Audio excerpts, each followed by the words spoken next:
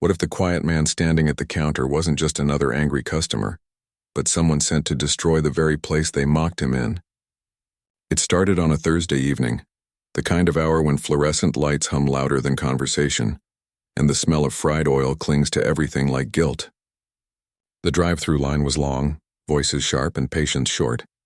Inside the fast food restaurant, the staff moved with mechanical exhaustion, burgers flipping, timers buzzing, grease popping in tired rhythm. He walked in quietly. Mid-40s, unshaven, wearing a faded denim jacket that had seen better years. His shoes carried the dust of the road, and his eyes, gray, tired, observant, took in everything without a word. To the staff, he was just another blue-collar nobody, the kind of customer who orders a black coffee and a double cheeseburger with no pickles.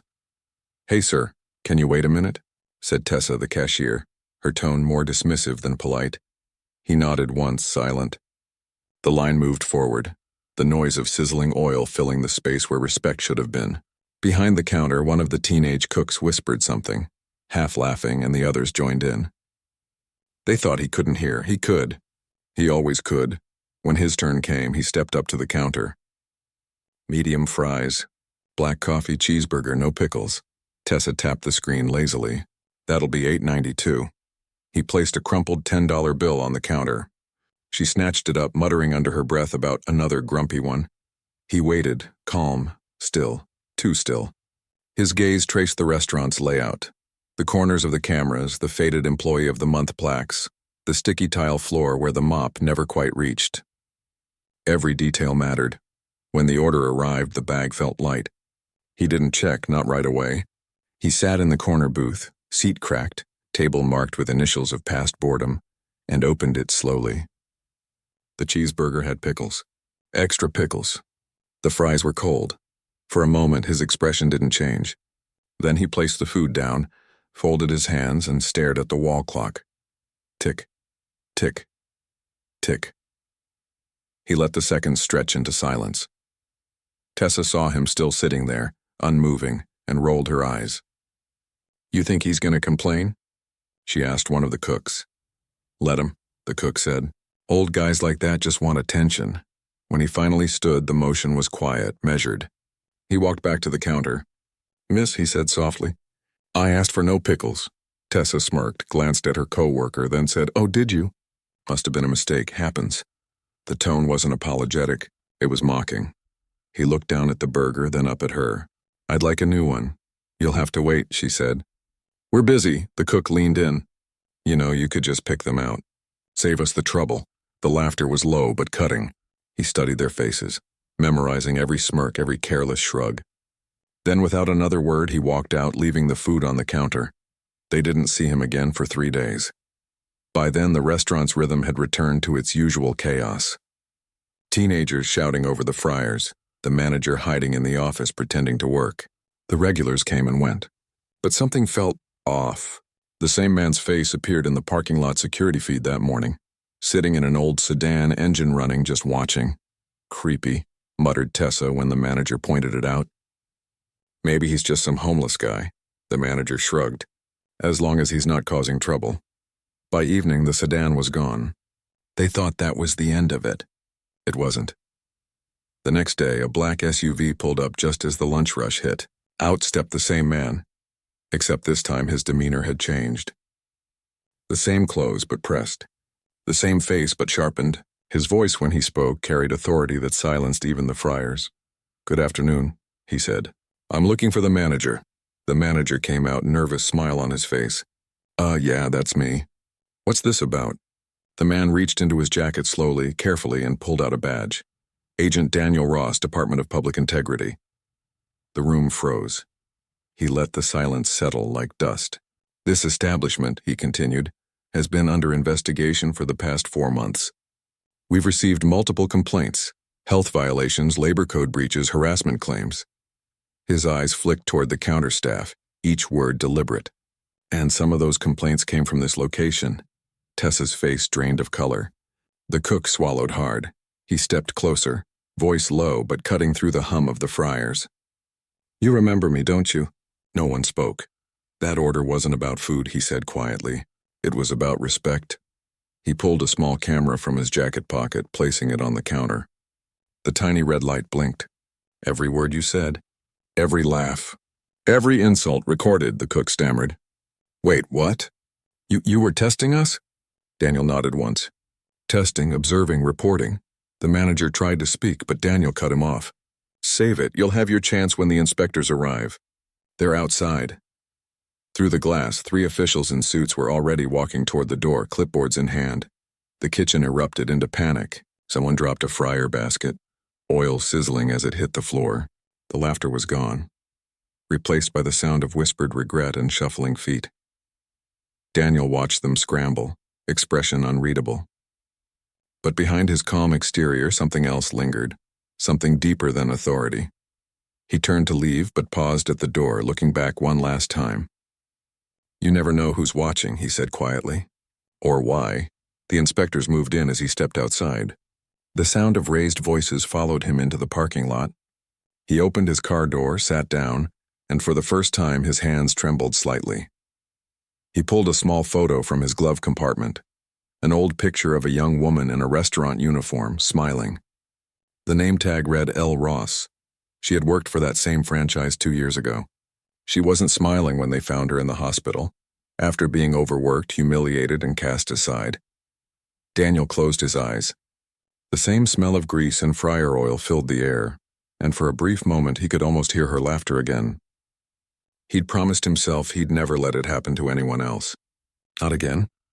Inside, chaos turned into despair. The inspectors found everything. Expired meat, falsified time cards, and surveillance footage showing verbal abuse toward employees and customers alike. By nightfall, the store was closed for maintenance, but for the staff it wasn't maintenance. It was Judgment Day.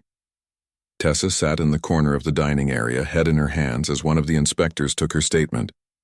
The cook stared blankly at the floor, muttering apologies to no one. Outside, rain began to fall, thin silver threads under the parking lot lights. Daniel leaned against his car, watching as the fast food sign flickered and dimmed. A man approached. Another agent, younger, clipboard in hand. You sure you're okay, sir? Daniel nodded slowly. Just tired, the younger man hesitated. You think they understood the lesson? Daniel's eyes stayed fixed on the building. Understanding isn't enough, he said quietly. Regret has to change something. Otherwise, it's just noise. Lightning flashed in the distance, illuminating the wet asphalt, the reflections of the closing sign, and the empty drive-through lane. He got into the car, started the engine, and pulled away. Behind him, the restaurant faded into the storm. Another story filed, another truth exposed. But somewhere inside him, the ghost of his sister's smile lingered, soft and distant, and as the rain drummed against the windshield, a thought gnawed at the back of his mind, one he couldn't silence. Because deep down he knew this was only one restaurant.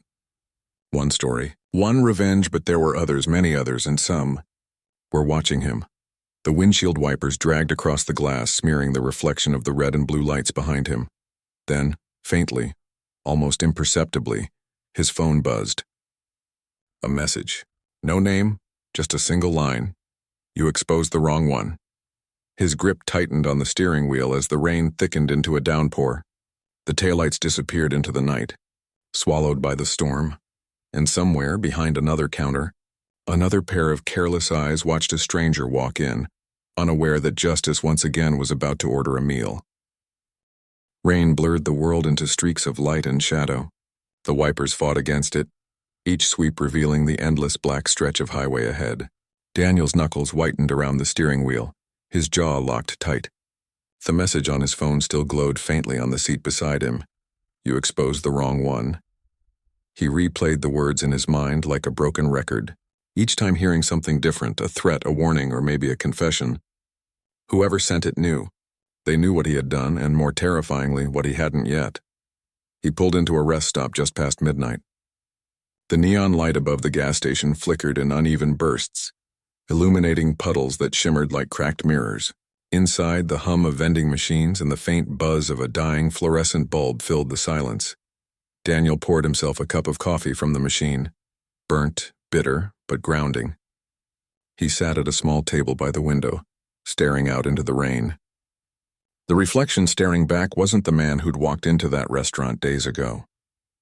His face carried something heavier now, something more than anger.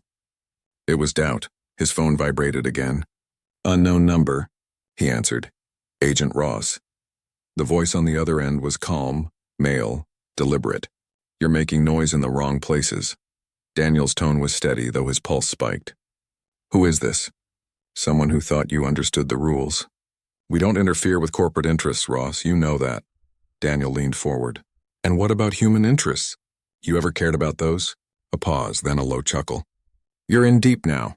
They're not happy, and neither is the department. Walk away. You've done your part." The line went dead.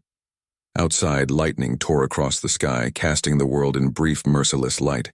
For a moment, Daniel saw his reflection in the glass, the badge still pinned to his jacket, the symbol of the very system now turning its back on him. He whispered, almost to himself, "I'm not done." He knew the message wasn't idle. Someone was watching him. The question was who? The next morning, he drove back into the city. The storm had passed, leaving behind a washed-out world where the streets glistened under pale sunlight. He parked outside a small diner near the edge of town, quiet, unassuming, the kind of place no one asked questions. Inside, a woman in her 30s sat alone at a corner booth, stirring her coffee absent-mindedly. Her eyes lifted when Daniel entered. Recognition flickered across her face. "Agent Ross," she said softly. "Didn't think I'd see you again." "Good to see you too, Claire." Claire Lawson, journalist, whistleblower, former ally. She'd helped him once before, back when the Department of Public Integrity still lived up to its name. "You're in trouble," she said. "I saw the reports this morning. They're calling your fast food stunt an unauthorized sting. You're suspended." Daniel gave a dry smile. "Suspended means I'm still alive. For now." She slid a folder across the table. Inside were photos, grainy security stills, printed emails, transaction records. "This is what I could dig up," she said. "Turns out the franchise chain you just shut down is part of a bigger network. Offshore accounts, shell companies, labor laundering. You didn't just hit a bad restaurant, Daniel. You hit their front." He stared at the images, each one a thread in a web too wide to see the edges of. "Who's behind it?" "That's the problem," Claire said. "Every lead ends in the same place, Veneer Industries." Daniel frowned. "They deal in infrastructure, government contracts, energy. What's their interest in fast food?" She leaned closer. "Money laundering, labor funneling, experimental logistics models, who knows? But it's big, and someone in your department has been keeping it quiet." Her voice softened. "You were right to expose them, but now you're marked. They want you silent." Daniel closed the folder, his eyes distant. "They already took one person from me. They won't take another." Claire hesitated. "You mean your sister?" He nodded. The memory clawed at him again. The hospital lights, the hum of machines, her voice trembling as she told him how they treated her. How they broke her spirit over minimum wage and humiliation. He had promised her justice. And promises were all he had left. By evening, Daniel was back on the road. The cityscape rolled past like a restless dream. Billboards, neon signs, fast food chains glowing like identical tombstones. Every one of them was connected. Every one of them part of something larger. He stopped outside a franchise on the outskirts of town. The same logo, the same sterile cheerfulness. But this one felt different. Cleaner. Too clean. He entered quietly, scanning the layout. Everything was by the book. Sanitized, efficient, smiling employees greeting customers with robotic warmth. Yet under that surface, something felt rehearsed, controlled. A man in a tailored suit stood near the counter, speaking softly to the manager. When his eyes met Daniel's, the air shifted. "Agent Ross," the man said smoothly. "I was wondering when you'd show up, and do I know you?" "You do now." The man extended a hand. "Elliot Crane, Corporate Compliance Division, Veneer Industries." Daniel didn't shake it. "You're part of this." Crane smiled faintly. "Part of what, exactly?" "You came after a small restaurant that mistreated staff. We all applauded. But then you started digging deeper into places you don't belong. You're chasing ghosts, Agent." "Ghosts don't send threats," Daniel said coldly. "Your company did." Crane's smile didn't fade. "If someone wanted you gone, you wouldn't be standing here." He leaned in, lowering his voice. "You're being used, Ross. Someone's feeding you just enough truth to make you dangerous. Daniel's eyes narrowed. Who? Crane's gaze flicked toward the surveillance camera above them. Not here. He slipped a card into Daniel's hand. No logo, just an address and a time. Tomorrow night. You'll get answers. But be ready. Truth costs more than justice. When Daniel looked up again, Crane was gone. The next night, the address led him to an abandoned office complex by the docks. The air was thick with salt and rust, the sound of waves slapping against metal echoing through the empty corridors. Inside, the only light came from a single hanging bulb swinging above a conference table covered in files. Crane was there, his suit immaculate as always. You came. Start talking, Daniel said. Crane gestured to the files. Veneer has contracts with multiple federal agencies, including yours. We manage logistics, data, compliance. Your department has been selling inspection data for years, location audits, safety reports, personnel files, everything. Daniel's stomach tightened. You're saying the department's corrupt? I'm saying it's owned, Crane replied. Every exposure, every investigation, it's selective. Controlled leaks. You were allowed to catch small fish because it keeps the big ones invisible. Daniel's mind raced. So shutting down that restaurant wasn't your victory, Crane said quietly. It was bait. You disrupted a disposable asset to make another division look clean. Daniel took a step back, the walls closing in. Why tell me this? Crane exhaled slowly. Because I believe in order, not chaos. And someone higher than both of us is about to burn everything to hide their mistakes. He slid a sealed envelope across the table. Inside is a list of names. Department officials. Veneer executives. People who know too much. Including you. Before Daniel could respond, a sharp crack shattered the air. The bulb burst above them. Then gunfire. He dove behind the table as bullets tore through the room. Crane went down instantly, glass and paper exploding around him. Daniel crawled toward the far exit, heart hammering. He kicked the door open and stumbled into the rain-soaked alley outside, the sound of footsteps closing in behind him. He ran. Down narrow streets through puddles that reflected flashing lights. The smell of smoke and gunpowder clung to the air. When he finally reached his car, he threw himself inside and peeled away, tires screeching against wet asphalt. Blood smeared his sleeve. He didn't know if it was his or Crane's. The envelope sat on the passenger seat, untouched, rain-soaked, but intact. At the next red light, he tore it open. Inside was a single photograph. A familiar face, Claire beneath it, a single phrase printed in bold letters. Asset handler Claire Lawson. Assigned to Agent D. Ross. The light turned green, but he didn't move. The city around him blurred into a haze of neon and rain. He stared at the photo, disbelief giving way to something colder. Betrayal. Every lead, every story, every file she'd given him. Had it all been orchestrated? His phone buzzed again. This time it was a message from Claire herself. Meet me where it began. You need to see the rest. Daniel's hands shook. He knew exactly what she meant, the closed-down restaurant. The first sting. The place where everything started. He drove there through the fog, the highway stretching endlessly ahead. The restaurant sat silent now, windows boarded, the neon sign half dead. He stepped inside, flashlight beam cutting through the dark. The smell of grease still lingered. So did the memory of laughter, of humiliation, of justice served too cleanly. A shadow moved at the far end of the dining area. Claire.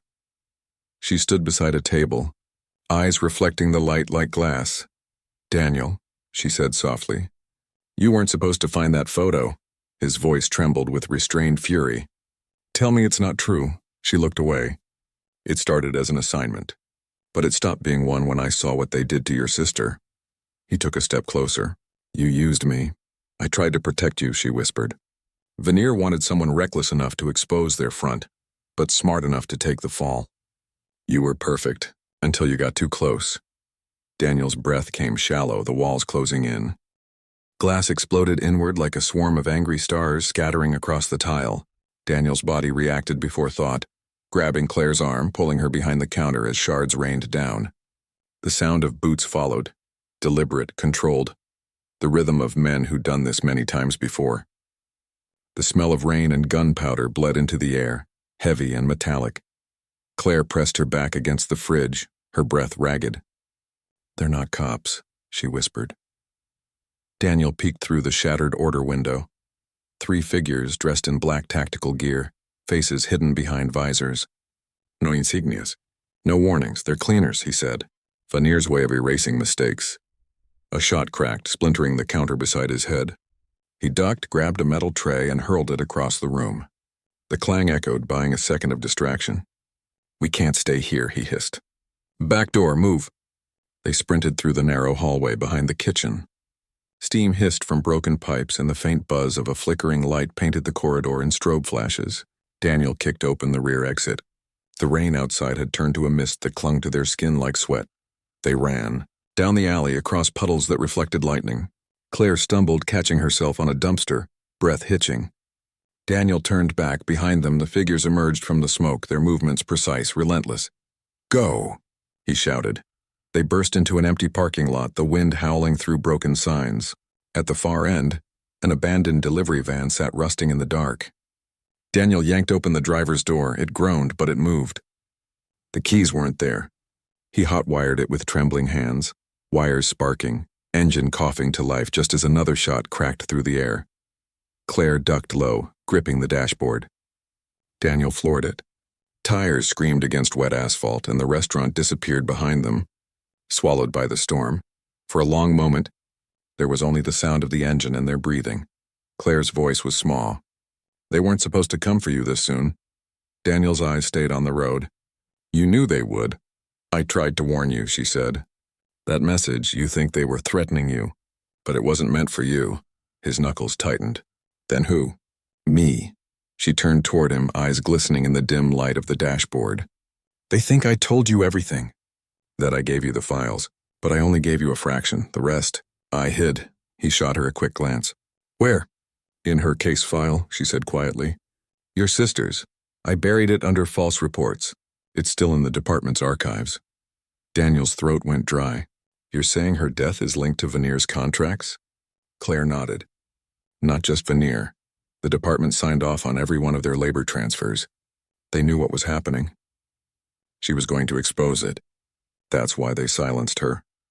The words hit him harder than any bullet. For years, he'd believed her death was the result of negligence, a system too slow to care. But this was murder. The van sped through the outskirts of the city, passing under flickering streetlights and abandoned gas stations. The silence stretched thick and electric until Claire said softly, You're not alone in this, Daniel. He almost laughed. Everyone I've trusted is either dead or lying to me. Her reply was barely a whisper. Then trust the truth, not the people telling it. They reached the edge of an industrial zone, rows of warehouses silhouetted against the fog. Daniel parked under a broken streetlight and killed the engine. The air was heavy with the smell of oil and salt. We'll lay low here, he said, until I can figure out what's real. Inside one of the warehouses, the darkness felt almost alive. Dripping water, echoing drips, the faint creak of rusted beams shifting overhead. They found a spot near an old generator and sat in silence. Daniel's mind spun through fragments. Crane's words, Claire's file, his sister's face. Nothing aligned. Every truth led to another lie. Why me? He finally asked. Why did they choose me for this? Claire hesitated. Because you still believed the system worked. They needed that. They needed someone clean to validate their cleanup. Her voice cracked. They knew you'd go after corruption, but not too far. You'd expose a symptom, not the disease. Until now. Daniel leaned back, the weight of it all pressing on his chest. And now? Now you're unpredictable, she said. And that scares them. For a long while, there was only the sound of the rain hitting the metal roof. Daniel closed his eyes, the memories bleeding through. His sister's laughter, her calloused hands, her exhaustion. The way she looked at him that last time, as if she already knew no one would listen. He whispered. She was right. Claire looked at him. About what? That justice doesn't exist. Only exposure. He stood, pacing, energy coiling in his chest. They want control. Information, compliance, silence, they built an empire on it. But if I can pull their records, show the world what they've done, they'll kill you before it reaches daylight, she said. He met her gaze. Then I'll make sure they can't stop it. Something in his voice had changed, harder now. colder. The part of him that once believed in order was gone, replaced by something sharper, purpose dressed as vengeance. Claire watched him, worry shadowing her face. "You're not the same man who walked into that diner." He turned toward her, the faint light outlining his profile like a fracture through glass. "No," he said. "That man wanted justice. This one wants truth." Outside, a low rumble of thunder rolled across the docks. A moment later, a faint blue light blinked in the distance. Then another. Then three, moving in sync. Daniel froze. "Drones," he grabbed Claire's arm. "They found us." The next moments unfolded in fragments. Footsteps outside, mechanical wings buzzing through the rain, a voice crackling over a loudspeaker. "Agent Ross, step out." "You're under arrest for treason." He laughed bitterly. "Treason? That's what truth's called now." Claire's eyes darted toward a side exit. "There's a boatyard behind the warehouse. If we can reach it." A bullet tore through the wall beside her, spraying splinters. Daniel shoved her toward the door, covering her with his body as they ran. The warehouse erupted in chaos, lights flashing, metal clanging, drones swooping low. They burst through the back exit into the rain again, sprinting toward the docks. Boats rocked gently against the current, ropes creaking. Daniel spotted a small fishing vessel and jumped aboard, pulling Claire after him. He untied the ropes, started the engine, and the boat lurched into the fog. The city lights vanished behind them, replaced by an endless expanse of dark water and mist. Claire sat on the deck, trembling, soaked through. "How long before they find us?" Daniel stared into the fog, his reflection fractured in the black waves. "That depends," he said quietly, "on how deep the truth goes." The engine hummed beneath them, a lonely heartbeat in the silence. Claire finally spoke. "There's one thing you need to know. Your sister, she wasn't working alone. She had a contact inside the department. Someone senior. Someone who gave her access to Veneer's internal files." Daniel turned sharply. "Who?" Claire hesitated. "She never said. But she left a name on one of her encrypted drives. I couldn't open it." "What name?" She met his eyes, her voice almost lost to the wind. "Yours." The word hit like a wave. He stared at her, the world tilting around him. "What are you talking about?" "She wrote it months before she died," Claire said. "It was a note file. Just your name and a date, one that hasn't happened yet." Daniel felt the air leave his lungs. The fog thickened, the boat drifting like a ghost. For a moment, it was as if the sea itself was listening. He whispered, "She knew." Claire nodded slowly. "Maybe she was warning you, or maybe—" She was warning someone else. Lightning cracked across the horizon, illuminating the vast emptiness ahead. In that instant of white, Daniel saw something, a shape, distant but clear, floating on the water. A ship. Lights faint, engines silent, and painted across its side and washed out letters were two words: Veneer Logistics. The engine sputtered, the fog closing in around them. Claire's hand gripped his arm. "Daniel," she said, her voice shaking, "we're not running from them anymore." He looked at the ship, then at her, a slow realization crawling over his face. "No," he said softly, "we're heading straight to them." And as the fog swallowed the small boat whole, the night went utterly still, like the breath before a truth too dangerous to speak. The fog clung to the sea like breath on glass, swallowing the small fishing boat as it drifted toward the silent shape of the cargo ship. The name Veneer Logistics shimmered faintly under the moonlight, letters half scraped by rust and salt. No movement, no sound, just the groan of metal shifting with the tide. Daniel cut the engine. The boat drifted closer, the waves brushing against the hull with a whisper that felt too deliberate, like the sea itself was waiting. Claire leaned forward, squinting. "No guards, no crew." "It's dead," he shook his head. "Ships this size don't die. They disappear." They tied the boat alongside and climbed up the slick rope ladder. The metal was cold beneath their hands, slick with mist. When they reached the deck, the air carried a faint electrical hum, machines running somewhere deep below, unseen. The deck stretched out in both directions, vast and empty.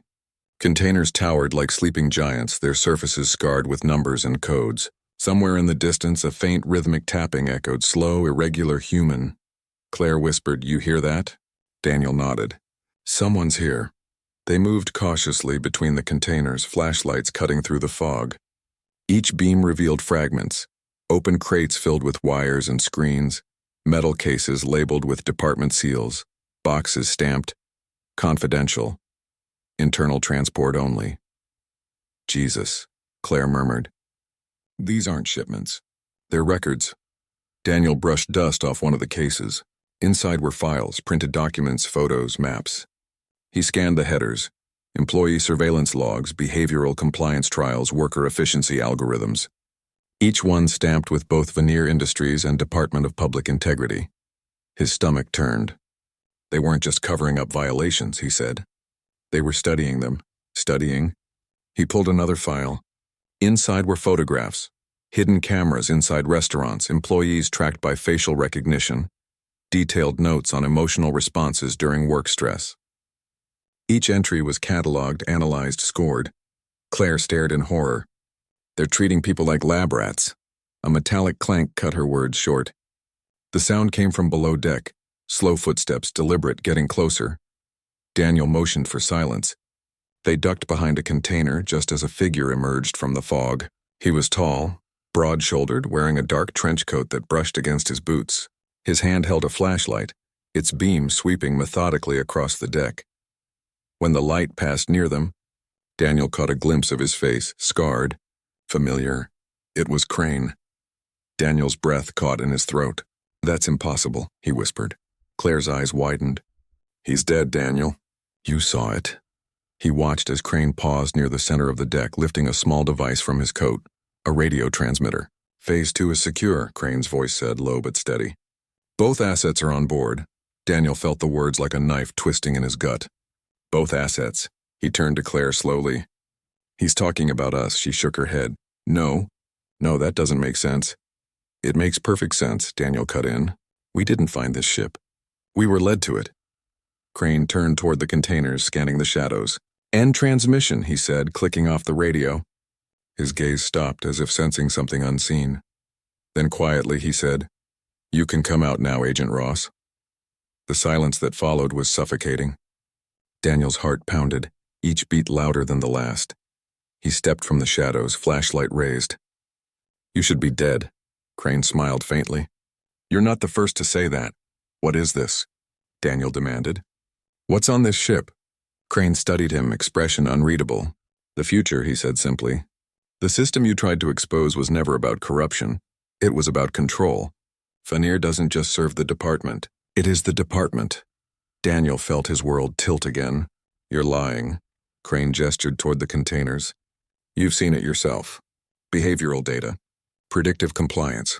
They're building something bigger than laws or punishment. They're building a world where rebellion doesn't exist because it's calculated out of people before it begins. Claire stepped forward, voice trembling. And we're part of that calculation. Crane's gaze softened. You always were.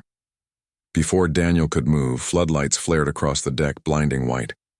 The ship roared to life, the hum of engines deep below, the metallic groan of gears shifting. Shadows of armed figures emerged from the fog surrounding them. Daniel grabbed Claire's hand, but Crane lifted a hand calmly. You're not prisoners, he said. You're participants. Participants in what? Daniel shouted. In truth, Crane said. In understanding what makes people break. The armed men didn't move. They just watched, silent, waiting. Daniel's pulse hammered. You killed my sister. Crane tilted his head slightly. No, we created her purpose. She was the first subject who tried to defy the system. We needed to see how far conviction could go before it collapses. The air around Daniel seemed to dissolve.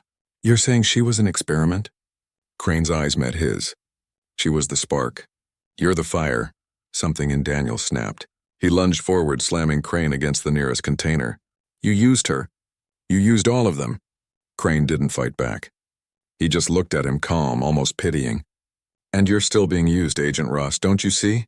Every choice you've made since that restaurant, every step, was designed to bring you here. To prove that moral outrage can be manufactured as easily as obedience. Daniel's grip faltered. The words tore at him, clawing at the thin line between rage and despair. Claire stepped closer. If that's true, she said quietly, then what happens now? Crane smiled, the expression chilling in its serenity. Now we see whether you're still predictable. Without warning, a sharp hiss cut through the air. Smoke burst from vents along the deck, thick and chemical. Daniel's vision blurred, lungs seizing. Claire coughed violently, falling to her knees. Through the haze, Crane's voice drifted like an echo. You wanted the truth. Agent Ross, now you'll live in it. Daniel staggered forward, reaching for Claire. But the world bent and folded, sound stretching, lights dimming, the deck tilting into darkness. When he opened his eyes again, the fog was gone, the sea replaced by sterile white walls. A single light flickered overhead, too bright, too clean. He was strapped to a chair. Across from him sat Crane, calm, composed, as if nothing had changed. On the table between them lay a file marked Behavioral Trial. D. Ross. Claire's voice echoed faintly from somewhere unseen, shouting his name. Crane leaned forward, tapping the file. Welcome to Phase 3. And as Daniel's eyes adjusted to the blinding light, he realized the truth wasn't outside anymore. It was him. The fog clung to the sea like breath on glass, swallowing the small fishing boat as it drifted toward the silent shape of the cargo ship. The name Veneer Logistics shimmered faintly under the moonlight, letters half-scraped by rust and salt. No movement, no sound, just the groan of metal shifting with the tide. Daniel cut the engine. The boat drifted closer, the waves brushing against the hull with a whisper that felt too deliberate, like the sea itself was waiting. Claire leaned forward, squinting. No guards, no crew. It's dead, he shook his head. Ships this size don't die. They disappear. They tied the boat alongside and climbed up the slick rope ladder. The metal was cold beneath their hands, slick with mist. When they reached the deck, the air carried a faint electrical hum. Machines running somewhere deep below, unseen. The deck stretched out in both directions, vast and empty. Containers towered like sleeping giants, their surfaces scarred with numbers and codes. Somewhere in the distance, a faint rhythmic tapping echoed. Slow, irregular, human. Claire whispered, "You hear that?" Daniel nodded. "Someone's here." They moved cautiously between the containers, flashlights cutting through the fog. Each beam revealed fragments, open crates filled with wires and screens, metal cases labeled with department seals, boxes stamped confidential, internal transport only. Jesus, Claire murmured. These aren't shipments. They're records. Daniel brushed dust off one of the cases. Inside were files, printed documents, photos, maps. He scanned the headers, employee surveillance logs, behavioral compliance trials, worker efficiency algorithms.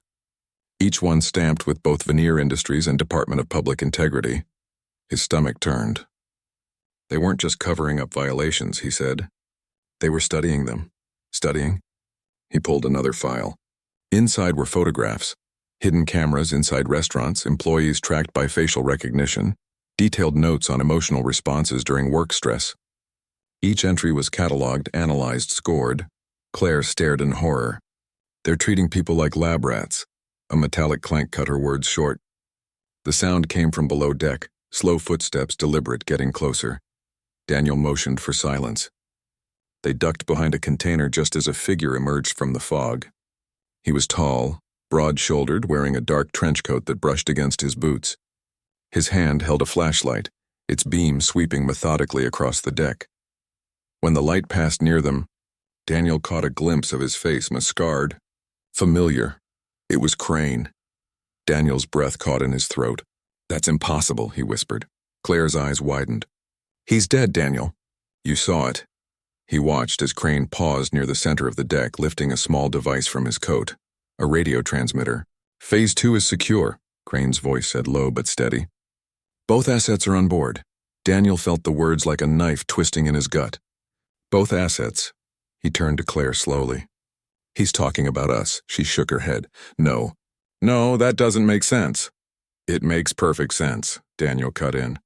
We didn't find this ship. We were led to it. Crane turned toward the containers, scanning the shadows.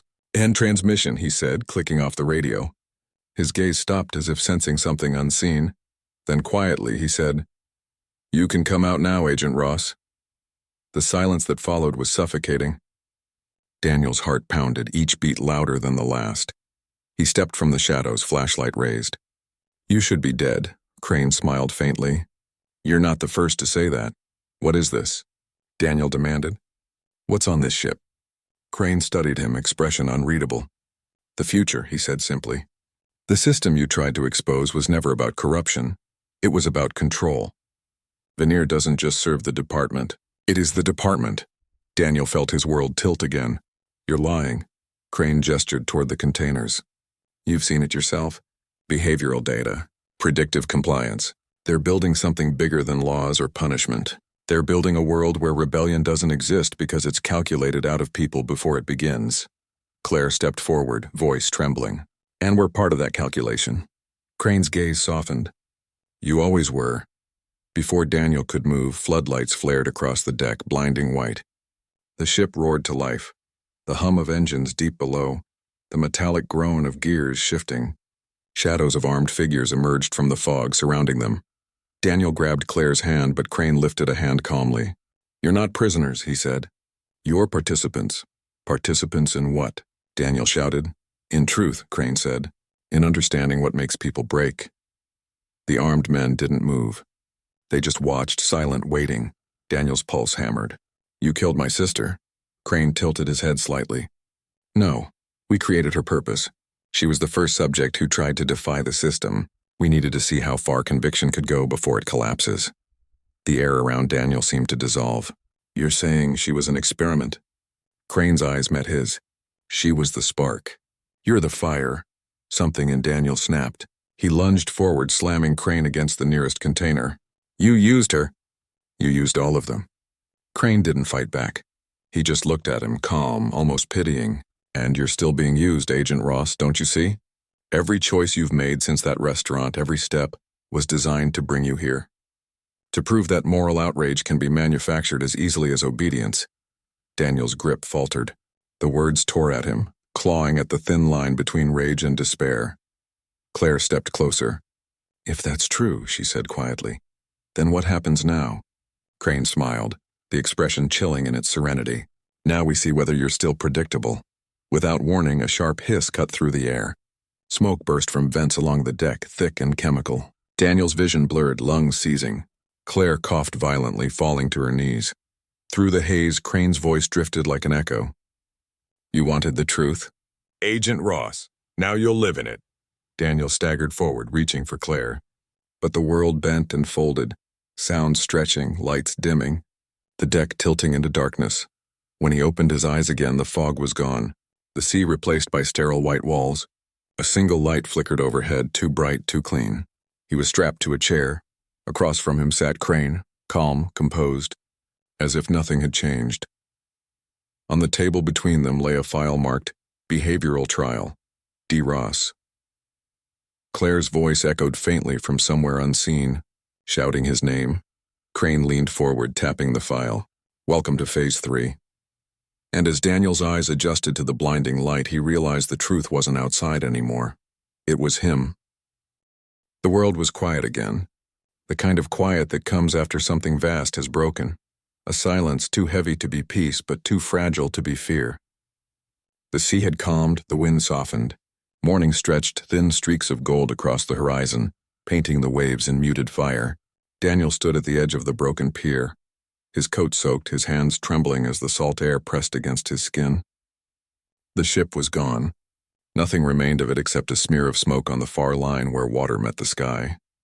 It didn't sink so much as dissolve, like the world had decided to erase the evidence itself. Beside him, Claire sat wrapped in a torn blanket, staring at nothing. Her eyes reflected the shifting light, tired, haunted, but alive. She hadn't spoken much since they made it back to shore. Neither of them had. Some truths were too loud to name out loud. Daniel knelt beside a small driftwood fire they had built, the orange glow flickering weakly against the pale dawn. He rubbed his hands together, though the cold had already seeped too deep to chase away. It's over, he said, though the words felt uncertain even as he said them. Claire looked toward the horizon. You really believe that? He hesitated, then shook his head. No. The fire crackled softly between them. The first gulls began to circle overhead, their cries thin and distant. Daniel stared at the reflection of the flames dancing across the wet sand. He could still hear Crane's voice in the back of his mind, echoing like an old recording. You can't run from the truth. It's in you now. Claire's voice broke through the memory. Do you think they saw it? The people? Daniel nodded slowly. They saw everything. And what happens to a world that suddenly knows the truth? He didn't answer right away. He watched the light grow stronger, pushing the last of the fog into retreat. The air smelled cleaner now, like something reborn. Maybe it starts over, he said finally. Or maybe it burns. She turned toward him, eyes searching his face. And us? Daniel exhaled. We keep walking. They sat there in silence as the sun rose higher, each second peeling away another layer of night. In the distance, the faint hum of the world coming back to life, the far-off murmur of cities, the static of radios rebooting, the confused chatter of people trying to understand what had just happened. The truth was spreading now, unstoppable. It wasn't chaos, not exactly. It was more like awakening. Claire reached into her pocket and pulled out a small metal disc, one of the chips they'd found on the ship before everything fell apart. It glinted softly in the light. You think there's anything left in this? Daniel took it from her, rolling it between his fingers. Data doesn't die easily. He tossed it into the fire. The metal hissed as it met the flame, curling, blackening, melting into silence. For a long time, neither of them spoke. The world around them seemed to breathe again, slow and steady. The sea that had once been their cage now shimmered with quiet indifference. Everything felt fragile, like if they spoke too loudly it would all collapse again. Finally, Claire said, I used to think truth was like light, that it fixed things just by being seen. Daniel looked at her. And now? She smiled faintly, a tired kind of smile. Now I think it's more like water. It fills the cracks, but it doesn't always heal them. He nodded. Maybe that's enough. She turned the blanket tighter around her shoulders. Do you ever wonder if we were supposed to find that place? That ship? Or if it was just another part of their plan?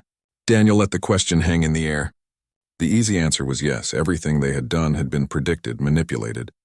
But now, after everything, the certainty felt hollow. Maybe it doesn't matter, he said. What matters is that we didn't stop looking when they told us to. Claire studied him for a moment, then looked back at the sea. Do you think Crane made it out? Daniel didn't respond. He could still see the last image of him, half-shadowed in the red light, watching the systems collapse with a strange kind of peace on his face. Crane wasn't the kind of man who vanished quietly. If he survived, he'd become part of the story in a different way. Maybe a ghost, maybe a warning. The tide rolled in softly, brushing the tips of their boots. Daniel stood, stretching his stiff muscles, and looked down the coastline. There was a small town in the distance, smoke rising from chimneys, the faint movement of life. It looked untouched, as if the storm had never reached it. We should go, he said. Claire looked hesitant. And then what? He thought about it. The agency was gone, their records shattered, their identities burned away in the chaos. The people who'd trusted him were now seeing the world without filters for the first time, and he didn't know if they'd forgive what they'd discover. Then, we see what's left, he said. They started walking, their footsteps leaving faint impressions in the damp sand that the tide quickly erased. The air grew warmer with each step. The morning deepened. Somewhere inland, faintly, they could hear the sound of church bells ringing, soft, distant, human. As they reached the edge of the dunes, Daniel stopped. On a half-buried sign, worn and faded, the words Vanir Logistics, authorized personnel only, were barely visible beneath the salt and sand. He stared at it for a moment, then wiped the dust away with his sleeve until the letters disappeared into nothing. Claire glanced back. You okay? He nodded, though his chest felt heavy. Yeah, I just wanted to make sure it's really gone. They climbed the slope, and as they reached the top, the town stretched out before them.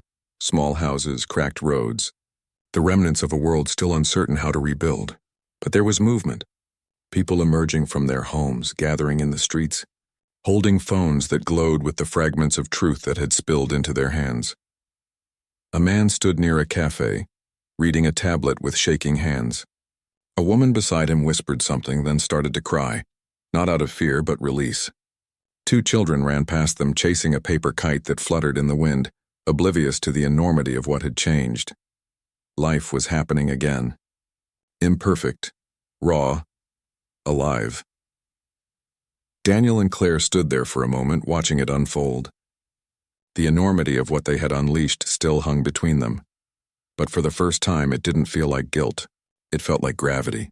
Something to bear, but also something that anchored them to the world. Claire took a deep breath. Do you think they'll forgive us? Daniel looked at the people below. Forgiveness isn't the point, he said softly. Understanding is. They started down the hill, walking toward the town. The closer they got, the more details came into focus. The smell of bread from a nearby bakery, the murmur of radios replaying fragments of exposed transmissions, the way strangers looked at each other not with hatred, but curiosity. Somewhere between those faces, Daniel felt a quiet realization settle in. Crane had been right about one thing. The truth was in them now. But he'd been wrong about what that meant. It wasn't control. It was connection. Truth wasn't about systems or data or exposure. It was about the choice people made once they finally saw everything. He looked at Claire. You know what the hardest part of all this is? She shook her head. Learning to live after the lie. She didn't respond, but her hand brushed against his, a silent answer in the space between them. They reached the edge of the town square, where a group of people had gathered around an old public screen. It flickered to life, showing a live feed of new broadcasts, leaders stepping down, systems rebooting, apologies being read into microphones. Then unexpectedly, it cut to black. White text appeared on the screen, simple and quiet. What do we do with the truth? No one spoke. The question lingered in the air, as if the world itself had paused to listen. Daniel felt something stir inside him, fear, hope, maybe both. He turned to Claire. That's our question now, he said. She nodded slowly. Then we'd better find an answer. The screen faded to white. The wind shifted, carrying the sound of the ocean in the distance, steady and endless. Daniel took one last look at the horizon, the same horizon that had swallowed the ship, the same one that now carried light instead of fog, and for the first time in years, he didn't feel like he was chasing something. He simply watched. And as the camera of the world seemed to pull back, past the town, the sea, the faint scar of the vanished ship, a single thought settled like ash and light in equal measure. Perhaps the truth doesn't set you free. Perhaps it just teaches you how to walk through the world unafraid of what's real.